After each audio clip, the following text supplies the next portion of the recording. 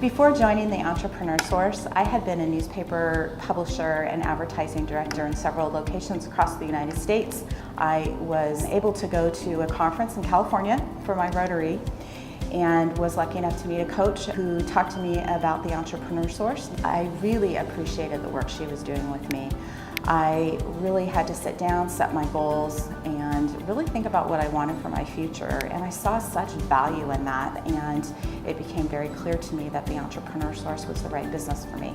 Franchising is a smart way to become a business owner because you are entering into an agreement that's a partnership.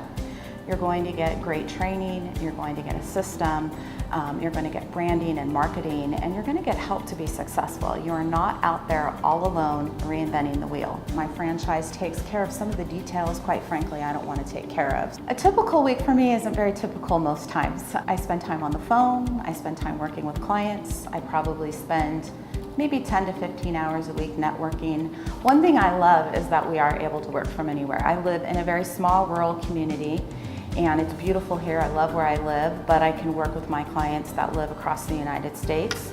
A lot of them are going through career transitions, sometimes by choice, sometimes they didn't have a choice. I work with people who are retiring, I work with military veterans. I've learned so much about different people, and I appreciate the ability to work with them. Once I left the insurance and healthcare world, I decided to look into the Entrepreneur Source to see about different franchise models and what might be available. Wendy, Dalpez, and I were both in the business and professional women's group here in town. That's how I met her. When I thought about working with an Entrepreneur Source coach, I thought that the risk was going to be financial because I thought I would be paying the coach, but it turns out that that is not the case. And so there were no risks. For anybody that is considering working with the Entrepreneur Source and going into the franchise world, I would just absolutely say do it. I wanted to know that if I started as a coach and owned a franchise, what was the next steps? Well, the next step was to bring on 2 associates, which we're allowed to do with each of our licenses. So those are additional streams of revenue for me. Further from that, there are opportunities to be an area developer where I would own additional licenses and be able to bring on more coaches, which is something I'm definitely considering. As an associate, I work closely with Wendy.